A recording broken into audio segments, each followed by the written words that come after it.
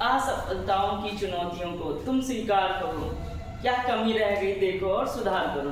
Hello dear student, स्वागत है आपका एसएमसीआई करियर क्लासेज में। यहाँ पे जो है क्लास 10 की गणित जो है पूरी जो है शिद्दत से पढ़ाई जाने वाली है। ठीक, आज जो है आपका स्टार्ट होने वाला है टॉपिक बहुपद प्रश्नावली 2.1।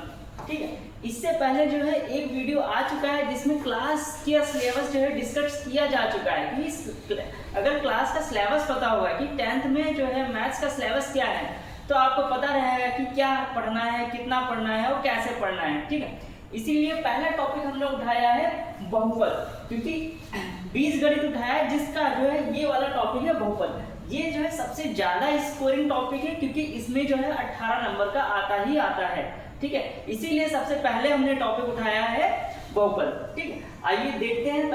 देखो इसमें जो है ये क्लास जो है बहुत ही इंपॉर्टेंट क्लास है क्योंकि ये बहुत आसान क्लास होने वाली है और इस क्लास से ये 10 से 12 मिनट की क्लास होगी जो आपको एक नंबर दिला के 100% जरूर जाएगा। ठीक है, तो इसीलिए जो आप अच्छे से देखेंगे सारी चीजें समझ में आए। बहुत ही हल्का टॉपिक है। ठीक है, आराम से देखिए। सबसे पहले जानते हैं बहुपद के प्रकार, कितने टाइप के बहुपद होते हैं। ठीक है, यही टॉपिक है हमारा आज का। देखिए, पदों की संख्या के अनुसार बहुपद जो है 4 तरीके के होते हैं। ठीक है, कौन कौन से? एक पदी, द्विपदी, त्रिपदी और शून्यपदी। ठीक, यहाँ पे बात हो रही है पदों की संख्या के हिसाब से। पद क्या होता है पहले यही जान लो। जैसे मान लो दिया है 3x प्लस का 4x, तो इसमें कितने पद हैं? 1 और 2। कितने पद हैं? 2 पद हैं। ठीक है, कितने पद हैं? 2 पद। ठीक, दूसरा देख लो, अगर मान लो इस तरीके से दिया है 4x, तो इसमें कितने पद है? 1 पद है। ठीक, तो इनको ही हम पद बोलते हैं। ठीक, तो इन्हीं पदों को गिन के हम डिफाइन करेंगे कि कितने पद होते हैं और उसी हिसाब से कौन एक पदी होगा, कौन द्विपदी, कौन त्रिपदी और कौन शून्य पद होगा। ये क्वेश्चन जो है आपको बहुकल्पी में जरूर मिलता है। ठीक, आप लिख के ले लो। ठीक, देखो स्टार्ट करते हैं। देखो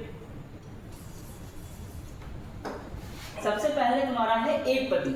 ठीक है, एक पदी जिसमें एक पद हो, नाम से ही पता चल रहा है। ठीक है, तो जैसे एक पदी है, द्विपदी है, त्रिपदी है, शून्य पद है। एक पदी का मतलब जिसमें एक पद हो, अभी एग्जांपल के थ्रू भी समझाएंगे। द्विपदी जिसमें 2 पद हो। ठीक है, त्रिपदी जिसमें 3 पद हो और शून्य पद जिसमें शून्य पद हो। ठीक है, देखो एक पदी। ठीक है, एक पदी ऐसा बहुपद जिसमें केवल एक ही पद हो। ठीक है, एक पद का मतलब क्या होता है? जैसे 4x दिया है। ठीक, इसमें क्या है? एक ही पद है। ठीक, दूसरा एग्जांपल जैसे मान लिया 3x प्लस 4 है, तो इसमें कितने पद है? 1 2, तो ये तो नहीं हुआ। ठीक है, ये तो नहीं हुआ। अब जैसे मान लो दिया है 4x की पावर 2 दे रखा है, तो क्या पद ही तो गिनने हैं, इसमें जो है पावर नहीं गिननी है, घात कितनी है ये मैटर नहीं कर रहा है। इसमें सब सिर्फ यही देखना है कि कितनी पावर है। ठीक, इसमें सिर्फ यही देखना है कि कितने पद हैं। ठीक है, तो इसमें कितने पद हैं? एक पद है तो मतलब ये एक पदी है। इसमें भी एक पद है मतलब एक पदी। इसमें 2 पद है, 1 2, तो ये द्विपदी है। ठीक है, ये एक पदी नहीं है। दूसरा देखो लिखा है द्विपदी। ठीक, ऐसा बहुपद जिसमें 2 पद होते हैं। 2 पद देखो, जैसे 4x स्क्वायर प्लस का 5x, घात नहीं देखनी है, बस पद गिनने हैं 1 2। ठीक, तो क्या हो गया? 2 पदी। दूसरा देखो, जैसे मान लो दिया है 6x की पावर 6 प्लस का 7x। ठीक, इसमें घात गिन लो कितने हैं? 1 2, तो कितने हो गया? द्विपदी। ठीक, तो यही है, बस पद गिनोगे तुम्हें डिफाइन करना है। एक पद होगा तो एक पदी, द्विपदी होगा तो द्विपदी। ठीक, समझ में आया? एक और एग्जांपल लिख लो, जैसे मान लो a की पावर 7 प्लस का a की पावर 2, तो पद ही तो गिनना है, बस घात नहीं देखनी। तो एक ये 2 पद हुए मतलब द्विपदी हो गए। समझ में आया? दूसरा देखो, ऐसा बहुपद जिसमें 3 पद होते हैं। ठीक है, जल्दी जल्दी करेंगे क्योंकि बहुत ही आसान टॉपिक है। ठीक, देखो 3x स्क्वायर प्लस का 4x प्लस का 5 6। ठीक, तो इसमें कितने पद है? 1 2 3 पद है, मतलब ये त्रिपदी हो गया। ठीक, दूसरा एग्जांपल जैसे मान लो ax नहीं, ये वाला नहीं, देखो दूसरा देखो, जैसे दिया हो a की पावर 4 प्लस b की पावर 3 प्लस a की पावर 2, इसमें पद गिनने हैं, घात पे ध्यान नहीं देना है, ठीक। तो 1 2 3 पद है, मतलब ये त्रिपदी हो गया। बस पद गिनोगे, आराम से चीजें आसान हो जाएंगी, ठीक। दूसरा देखो, अब आ गया शून्य पद, ऐसा बहुपद जिसमें सभी गुणांक शून्य हो। गुणांक का मतलब क्या होता है? कोफिशिएंट। जैसे मान लो दिया है x², लेकिन इसके साथ में जो लगा होगा वो 0 होगा, ठीक है। प्लस 0x प्लस का 0 7, ठीक। मतलब जो गुणांक में होगा वो 0 जरूर होगा, गुणांक में जो होगा वो 0 होगा, गुणांक में जो होगा वो 0 जरूर होगा। तो ये क्या हो गया? शून्य पद। मतलब सभी गुणांक शून्य हो तो क्या होगा? शून्य पद। समझ में आया? तो अभी तक जो है हमने 4 चीजें पढ़ी, एक पदी क्या होता है, द्विपदी क्या होता है, तीन पदी क्या होता है, चार पदी क्या होता है और शून्य पदी क्या होता है, ठीक। तो इसमें शून्य पदी में जिसका गुणांक शून्य होगा वो शून्य पदी, एक पदी में जिसमें एक पद, द्विपदी में 2 पद, त्रिपदी में 3 पद, ठीक। समझ में आया? आगे देखो, ठीक। अब लिखा है घातों के अनुसार। पहले हमने क्या डिफाइन किया कि पदों के हिसाब से क्या होगा, अब हम देखते हैं कि घातों के हिसाब से क्या होगा, ठीक है। घातों के अनुसार जो बहुपद जो है 4 तरीके के होते हैं, ठीक है। रैखिक होता है, द्विघात होता है, त्रिघात होता है, चतुर्घात, ठीक। नाम से ही पता चल रहा है, रैखिक मतलब एक तरीके से रेखा वाला होगा, ठीक है। द्विघात मतलब जिसमें 2 घात दी होगी, त्रिघात मतलब जिसमें 3 घात दी होगी, चतुर्घात मतलब 4 घात। देख नाम से ही पता चल रहा है, ठीक। आगे देखो, रैखिक बहुपद, ऐसा बहुपद जिसकी घात 1 होती है उसे हम रैखिक बहुपद कहते हैं, ठीक। एग्जांपल के थ्रू समझो, जैसे 3x प्लस का 4, ठीक। इसमें घात क्या है? 1 है, तो ये रैखिक हो गया, ठीक। ax प्लस b, यहाँ पे घात क्या है? 1 है, ठीक है। यहाँ पे घात क्या है? 1 है, तो जिसकी घात 1 होती है उसको हम क्या बोलते हैं? रैखिक, ठीक है। उसको हम क्या बोलते हैं? रैखिक बहुपद, ठीक। अब दूसरा देख लो, मान लो सिर्फ 3x लिखा होता है तो बस घात ही तो चेक करनी, घात 1 है तो मतलब ये भी हो गया, ठीक। किसी ने इस तरीके से लिख दिया 4x, ठीक, तो ये क्या है? एक ही घात है, मतलब ये भी हो गया, ठीक। समझ में आया? समझ में आया? दूसरा देखो, अब जैसे द्विघात बहुपद, ऐसा बहुपद जिसकी घात 2 होती है, ठीक। पहले में क्या था? जिसकी एक घात होगी उसे रैखिक समीकरण बोलेंगे या रैखिक बहुपद बोलेंगे, ठीक है। और जिसमें 2 घात होगी उसको हम द्विघात बोलेंगे, ठीक। द्विघात का मतलब जिसकी घात 2 है, जैसे x² प्लस का 7x, तो इसमें कितनी घात है? 2 घात है, इसीलिए क्या हो गया? इसीलिए क्या होगा? द्विघात बहुपद, ठीक। जैसे मान लो दिया हो a² प्लस का ba, इस तरीके से, ठीक। ये क्या है? इसमें 2 घात दे रखी है, मतलब ये भी जो है द्विघात बहुपद, ठीक। दूसरा जैसे 7x² प्लस का 8x, ठीक। तो ये इसमें घात कितनी है? 2 दे रखी है, ठीक। और एक ये वाली घात दे रखी है, ठीक। तो इस सिर्फ जो है हायर ऑर्डर वाली पावर देखना है, ठीक है। इसमें कितनी है? घात 2, ठीक। तो इसीलिए क्या होगा? द्विघात, ठीक। बहुत ही आसान चीज है, बस आप 12-13 मिनट सुनेंगे ना तो 1 नंबर आपका पक्का है। और रणनीति ऐसी होनी चाहिए कि 1 नंबर भी कटना नहीं चाहिए, ठीक। बिल्कुल आसान नंबर तो बिल्कुल नहीं गंवाने, एक नंबर जो है आपके लिए बहुत इंपॉर्टेंट है, ठीक। देखो दूसरा, त्रिघात, ऐसा बहुपद जिसकी घात 3 होती है, ठीक है।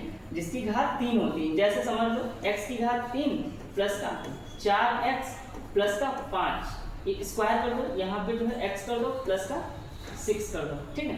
तो यहाँ पे घात कितनी है?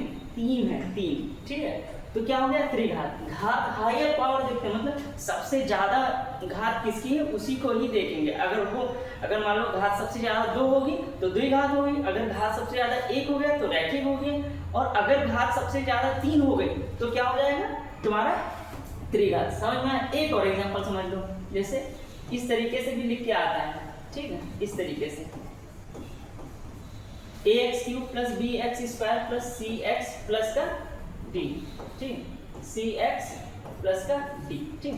तो ये क्या हो गया? इसमें सबसे ज्यादा घात बड़ी किसकी है? 3, तो ये क्या हो गया? त्रिघात। समझ में आया?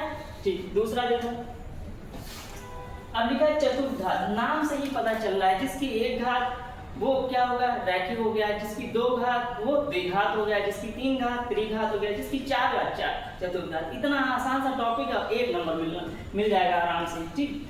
देखो जैसे मान लो जिसकी घात 4 हो, जैसे 4x की घात 4 प्लस का 3x की घात 3 प्लस का 2x² प्लस का 1 मान लो यहाँ पे x प्लस का 6 दे रखा है। तो इसमें सबसे ज्यादा बड़ी घात किसकी है?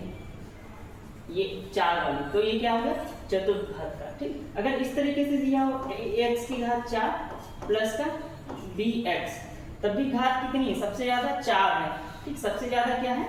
4, तो ये चतुर्थ घात। समझ में आया? ठीक, इसका एक और इम्पोर्टेंट क्वेश्चन आता है ग्राफ का। ठीक है, ग्राफ भी बहुत इंपॉर्टेंट होता है। हो सकता है इससे क्वेश्चन ना दे लेकिन ग्राफ से बन जाए। ठीक, ग्राफ का भी बनता है, इससे भी बनता है, तो दोनों ही बहुत ज्यादा जरूरी है। ठीक, देखो देखो भाई, दूसरा ग्राफ समझ लो। ठीक है, ग्राफ जानना भी बहुत जरूरी है। देखो सबसे पहले समझ लेते हैं ग्राफ बनता कैसा। थोड़ा सा आप समझ लेंगे कि ग्राफ क्या होता है तो आपको समझ में आएगा। देखो जैसे मान लो ये वाली जो एक्सिस होती है, ठीक है, अक्ष होता है, इसको हम एक्स बोलते हैं। इधर होता है प्लस का एक्स, इधर होता है माइनस का एक्स, ये होता है वाई और ये होता है माइनस का। ठीक, अब जैसे मान लो लाइन, अभी तो सिर्फ लाइंस के थ्रू ही हम बता दे रहे हैं। ठीक, अगर इस तरीके से होगा ग्राफ, मान लो इस तरीके से, ठीक, और जो समीकरण दिया होगा, ठीक है, वो x के फॉर्मेट में दिया होगा। मान लो जैसे इस तरीके से 3x² प्लस का 4x प्लस का 6। ठीक है, कोई जरूरी नहीं कि इसका जो ग्राफ यही बना हो, हम एग्जांपल के तौर में बता रहे हैं कि ये वाला हो सकता है इस फॉर्मेट में हो। और ये क्या है? सब x के फॉर्मेट में है ना, ये क्या है? घात x के फॉर्मेट में है। तो ये जो अक्ष होगा उस पे देखना है कितनी बार जो है रेखा कटी। तो ये 1 बार कटी, 2 बार कटी, तो मतलब इसके जो है शून्यांक, क्वेश्चन में पूछेगा कितने शून्यांक हैं, ग्राफ दे देगा बना के, शून्यांक पूछेगा, शून्यांक पूछे या फिर मूल पूछेगा।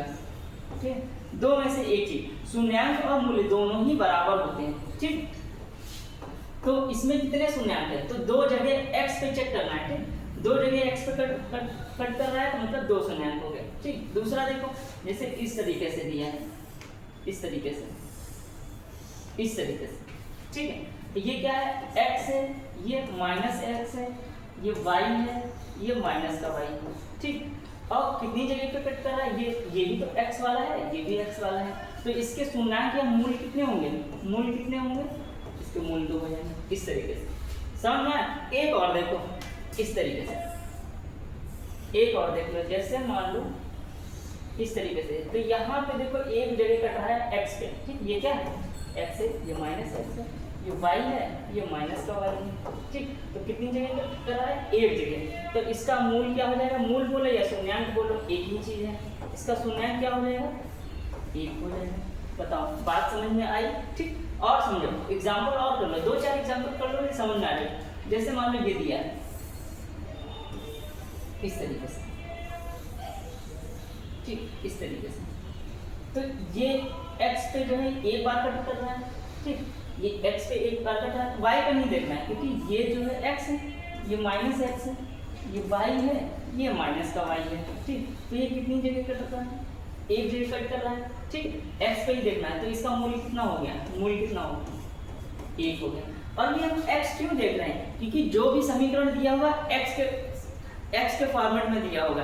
ठीक है, इसीलिए जो है हम x वाला एक्सेस ही दे रहे हैं। अब जैसे मान लो किसी ने कहा कि हाँ भाई इस तरीके से दिया है 4y² प्लस का 6y प्लस का 2, मान लो इस तरीके से कोई दे रखा है। ठीक, ये किसके फॉर्मेट में? y के फॉर्मेट में। ठीक, और ये किसके फॉर्मेट में हमने लिखा है? ये मान लो इस तरीके से 4x² प्लस का 6x प्लस का 3, ये समीकरण लिखा है x के पदों में, x के पदों में, इसीलिए हम शून्यांक देखते हैं x एक्सिस पे।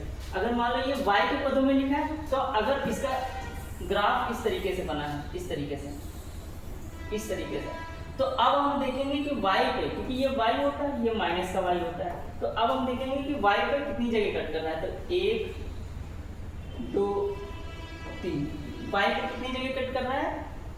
3 जगह। तो इसका शून्यांक क्या हो जाएगा? शून्यांक क्या हो जाएगा? इसका शून्यांक हो जाएगा 3। ठीक, समझना, समीकरण देखना भी जरूरी है। ये नहीं कि तुम लोग जो है सिर्फ x वाला ही देख लो, y वाला भी देखना जरूरी है। ठीक, अगर समीकरण y के फॉर्मेट में दे रखा है, मतलब जो पद दिए होंगे, जो घात दिए होंगे वो y के फॉर्मेट में दिए होंगे, तो हम जो भी उसमें डायग्राम दिया होगा वो जो है देखेंगे कि y पे कितनी जगह कट कर रहा है, तो 1 2 3 जगह कट कर रहा है, इसीलिए 3। और अगर समीकरण किसके तरीके से दिया होगा तो हम x पे देखेंगे, तो यहाँ पे 1 है, तो इसका शून्यांक कितना होगा, शून्यांक बोले या मूल, तो इसका कितना है 1। समझ में आया? एक और देखो, जैसे मान लो कई सारे क्वेश्चन देख लो, ठीक है, ताकि तुम लोगों की प्रैक्टिस हो जाए, इसका एक नंबर भी कटना नहीं चाहिए, ठीक।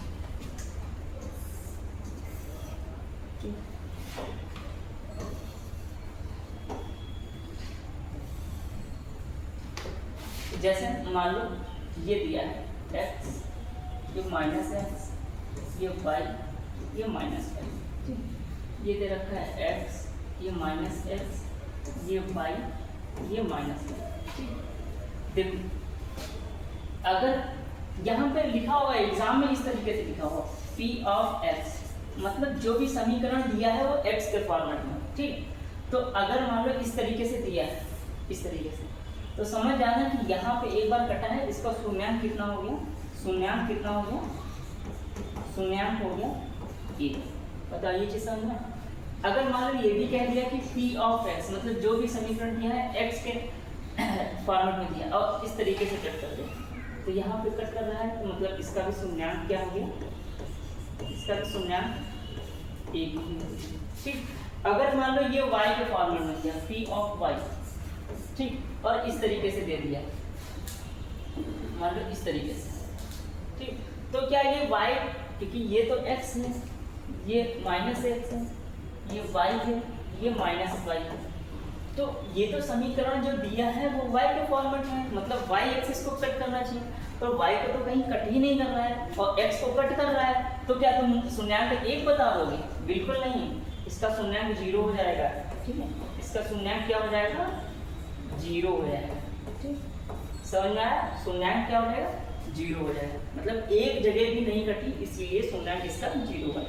तो बताओ अब आप लोगों को क्लास कैसे लगी, ठीक है। होमवर्क क्वेश्चन दे देते हैं आप लोगों को, तो आप बताना कि किसका शून्यांक कितना है, ठीक है।